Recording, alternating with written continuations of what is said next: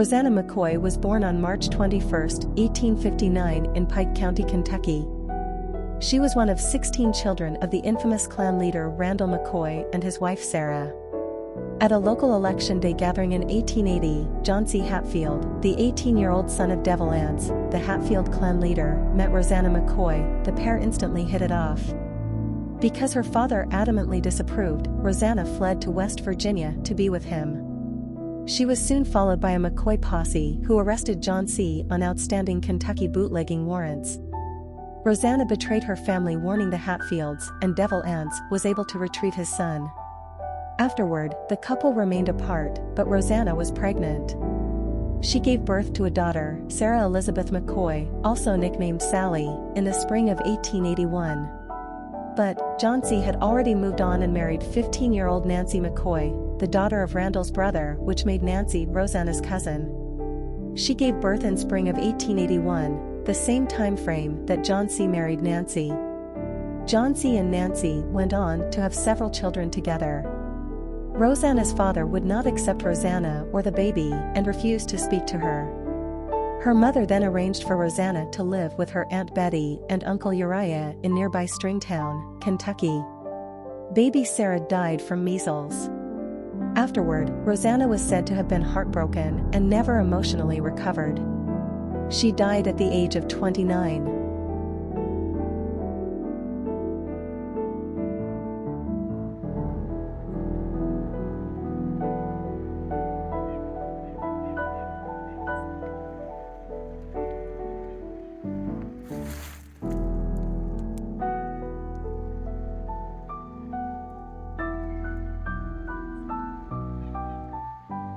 So we're in Hardy, Kentucky, and this is where Randall McCoy and Sarah McCoy's homestead was. Randall McCoy actually married Sarah McCoy, who is his cousin. She was born with the McCoy name. She had a lot of land, and his family didn't actually have that much money. And they built their homestead here on her land. So I looked up Roseanna's birth certificate, and I did find it. What's interesting is that her name actually had an H on the end of it.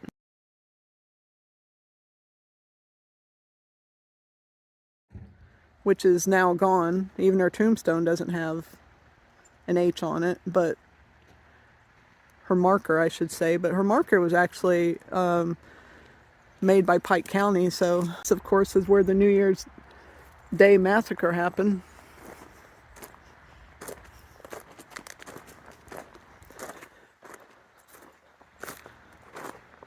So what I find really interesting is when you start looking at the timeline of when this stuff happened. John G. Hatfield, who is the father of Roseanna McCoy's child in 1881. And of course he married Nancy McCoy the same year, who is the youngest daughter of Randall McCoy's brother, Asa. He participated in the New Year's Day massacre in 1888, 7 years after he got Roseanna pregnant and married Nancy. He not only participated, but he was supposed to be the one that attacked Roseanna's mother, Sarah, leaving her with injuries that she had for the rest of her life. And she almost died. And he did time in jail for that. He did time in prison for that. Anyways, right next to this is where the McCoy children are buried. The 5 that were murdered. In what they call the Forbidden Cemetery. You're only allowed to go there certain times of the year.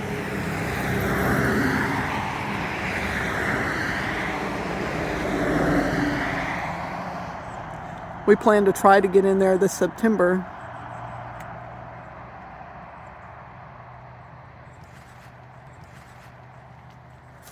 And see the cemetery. Just imagine how beautiful this was, though.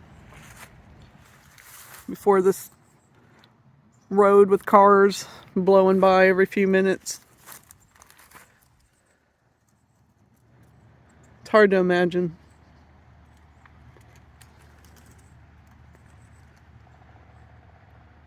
Now, Roseanna McCoy's birth certificate says she was born in Pike County in March of 1859. Whether she was born here, I don't know. They lived here, though. So she definitely has been here. What I do know is that Roseanna McCoy at some point was here, which is pretty neat.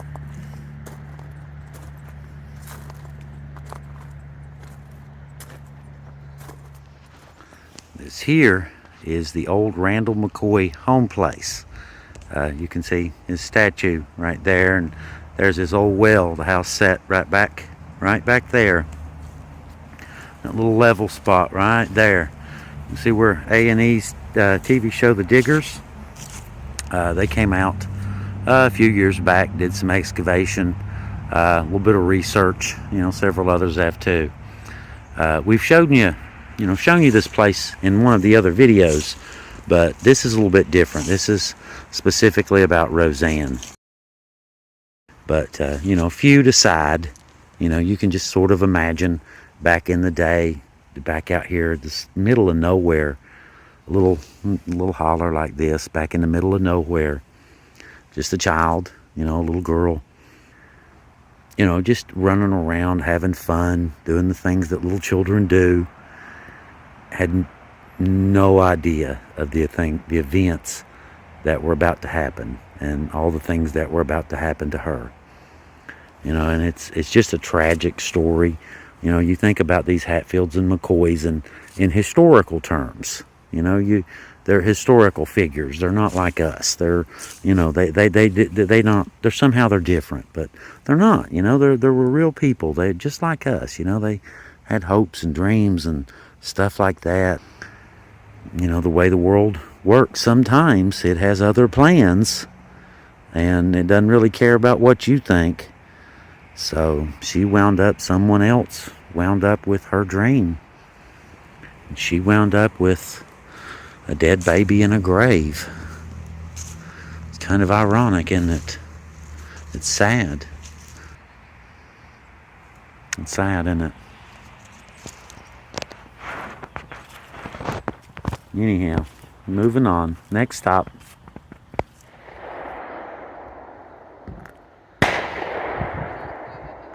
So I did not add the gunfire. That's just somebody shooting a gun. But we are in McCarr, Kentucky.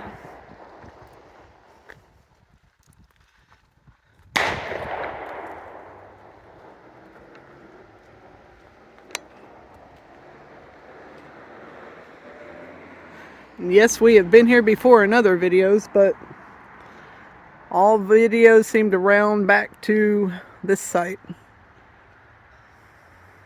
Today we're touching base on the story of Roseanna McCoy and Johnse Hatfield. His real name was Johnson.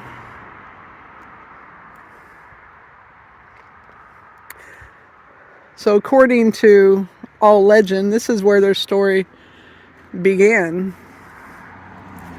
Now, Roseanna McCoy, Randall McCoy, and the family lived, I don't know, 5 minutes down the road this way by car. So it's pretty close. This actually belonged to Preacher Aunt Hatfield, who is Leo's, one of his descendants. Well, actually, he's a descendant. And that is the cousin of Devil Ants. So I'll break that down. There is the F of all Hatfields, who is the very first Hatfield in West Virginia. And he is claimed to be the original Hatfield. Every Hatfield in West Virginia is descended from him. He even has a marker stating that. So it must be true, right? F of all had a son that they called Big F. Big F is the father of Devil Anse Hatfield. Well, the F of all also had a son named George Hatfield with his wife Annie. George is the father of Preacher Ance Anderson Hatfield, who is Devil Anse Hatfield's cousin. There's a lot of layers to this story, and we're not going to touch on all of them. I'm thinking about making, a full documentary, because it's just such an interesting story. Roseanna is just an interesting person. There's not a whole lot of information about her unless you dig really deep. So, and a lot of the information out there is wrong. But what I find most interesting is the timeline. Roseanna had a really tragic life when you look how close this stuff happened to her. Losing people, losing her brothers, losing her child, getting her heart broke, Johnse marrying her cousin. And then she died early of a tragic death. I'm just hanging out at the cabin watching Heather, watching her professional work, doing her video. And welcome to Appalachia, folks. One of the neighbors is shooting a little bit. Yeah, a lot of gunshots around here these days. Still yet. That hasn't changed. That hasn't changed. This is also where the hog trial happened, which I'm sure if you're familiar with the Hatfield McCoys, you're familiar with the hog trial. Floyd Hatfield was accused of stealing a pig from the McCoys. The trial was held here. Preacher Ance Anderson Hatfield resided over it. That was in 1873.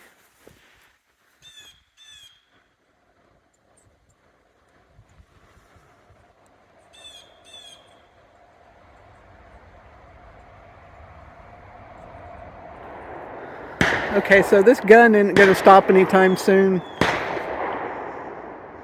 So we're going to head to the next location.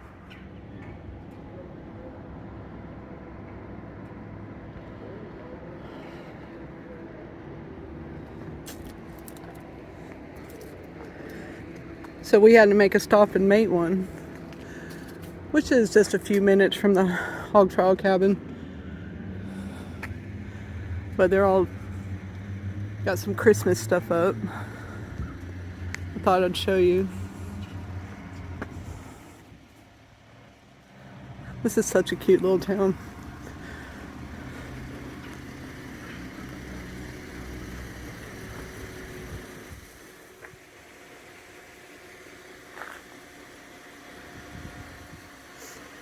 It was kind of getting dead, so it's nice to see it thriving again a little bit. Of course, tourism has brought some fresh life here. Hatfield McCoy Trails and the Hatfield McCoys. I wonder what they'd think if they knew that what they were doing for our area.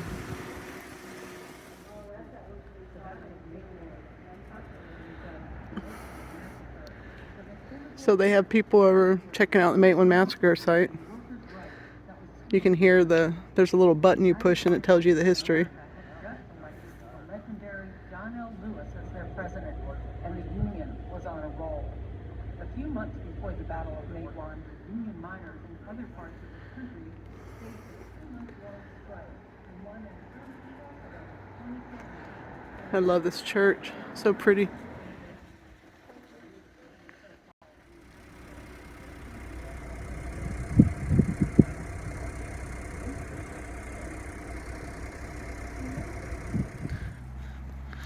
This one here is a truly unique site. Most people don't even know about this one. We are just outside Matewan. A friend of ours, Jancy Hatfield, he has a campground here. He's got some little cabins and got a little covered wagon there you can rent and stay in, tent sites, that sort of thing. But the reason we came down here was to show you this. Now, no story of Roseanna Johnse could be complete without a visit here. You see, back in the day when they were supposed to be hating on each other, we're feuding, we hate each other. Okay? We hate each other. Y'all keep that in mind now. It's important. They were actually caught down here. The two of them, Roseanna Johnse, they were caught down here skinny dipping. Now, we're not supposed to be skinny dipping. I'm sure you guys can, comprehend that. You get that, right? Hatfields and McCoys. We're not supposed to be skinny dipping together. We're supposed to be shooting each other. So, yeah, it's a little bit unique to have them down here skinny dipping in the river together. We're just right outside of Matewan. It's Matewan, West Virginia is right there, just past that little, right there where that little curve, the little dip in the hill is. But just look how beautiful this place is. Beautiful little place. I mean, if you're going to skinny dip, brother, this is the spot. Heather and I, we stayed in, I think it was that first one or the second one, about a year ago. Just fishing down on the bank, goofing off, that kind of thing. Beautiful little place, isn't it? But yeah, right there. That's where they were caught, busted. That's not how you feud, is it? So up these stairs is where baby Sarah, aka Sally's, buried. If you guys want to see a video we did specifically to the baby's gravesite, you can look that up in one of our earlier videos. But eventually Roseanna got pregnant. Johnse Hatfield, so this is where the story kind of varies and it breaks down to opinion. A lot of people like to say Devoyance wouldn't let him marry Roseanna, but in reality, Devoyance didn't care. And this was proven when a year later, Johnse Hatfield married Roseanna's cousin, Nancy McCoy. She was 15 years old. But I'm jumping ahead. So Johnse Hatfield may have wanted to marry Roseanna, but the person that got in the way of that was Randall McCoy. Randall did not want Roseanna to marry. So there's a lot of interviews with people that lived during that time period, and I've read quite a few of them, and it really opened your eyes to a lot of things. Still speculation, though. Still opinion of somebody. So this is what I read. Devoyance felt sorry for Randall McCoy. He was different when he came back from the Civil War. He was not right in the head. People would talk about Randall McCoy that he was kind of a complainer and whiny and always had a problem, never had a good day, kind of person. And Devoyance never had a problem with Randall McCoy till the McCoy boys killed Devoyance's brother Ellison, which was, after Roseanna gave birth. But back then it was really important who you married. It was really important who you married because they took care of you. They provided food, money, shelter. And Randall was not real big on Johnse in general. He didn't like the Hatfields, but he definitely didn't like Johnse. Johnse was a womanizer. He was wild. He drank. He was young. He didn't really hold a job for very long. I mean, he wasn't focused on it, Well, Randall knew this. He was older. He was wiser. In one of the articles I read of a woman that knew Roseanna personally and Sarah, she said of all the McCoys, Roseanna and Sarah were her favorite. They were kind. They were sweet. She said Roseanna was one of the most beautiful women in Pike County, but she was naive. She believed everything Johnse fed her. Now, how Johnse felt about Roseanna, we don't know. We have no way of ever knowing. But we can talk about what happened. So when Roseanna got pregnant, for whatever reason, either she didn't feel comfortable, she was kicked out, whatever, she did not feel comfortable giving birth at home, or she couldn't. And she came here to Uriah McCoy and his wife Betty's house. Uriah McCoy was Randall McCoy's younger brother. This house actually used to sit over here near the Tug River, and it was moved. And here it sits.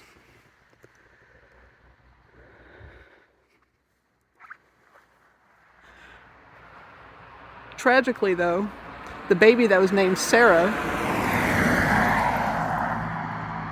after Roseanna's mother, Sarah, they nicknamed it Sally. Well, the baby got measles and pneumonia and died a few months after her birth. In some areas, it says that she was 8 months old. But either way, she passed away.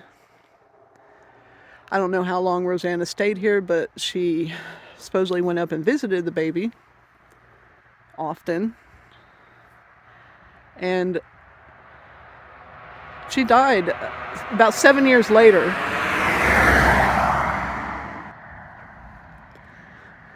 So we go back to timeline again.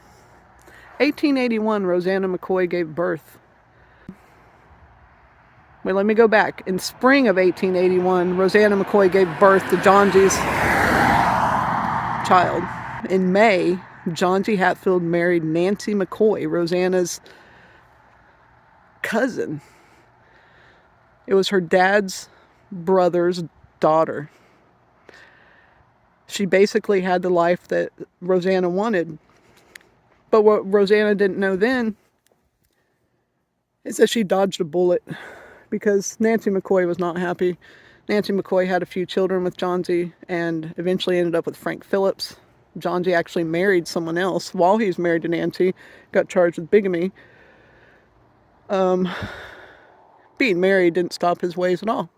So Roseanna, though she didn't get the life that she maybe wanted, that really wasn't a life that anyone wanted.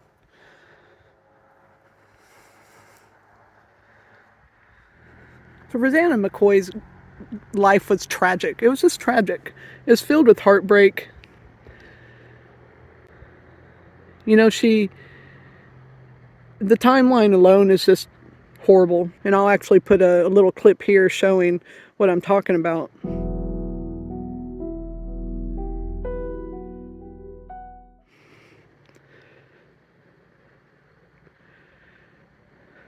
So when Roseanna McCoy is almost 30 years old, she died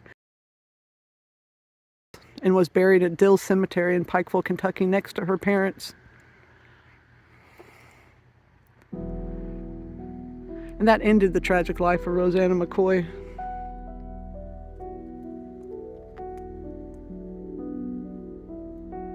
You can pause and read that if you want.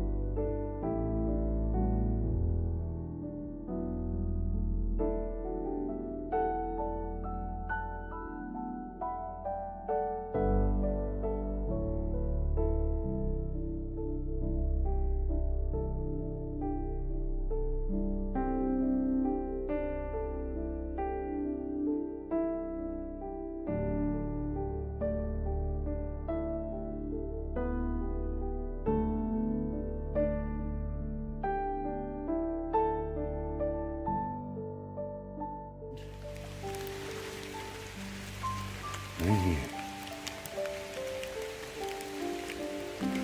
And there it is. And you can see the old stone, the old original stone in front of the new marker. But there is the grave. That, my friends, is Roseanna and Johnse's baby, Sarah, right there. Well, we hope you enjoyed our video of Roseanna and Johnse. You know, all this stuff, of course, is left up to interpretation and kind of doing a little bit of research on our own to try to figure stuff out.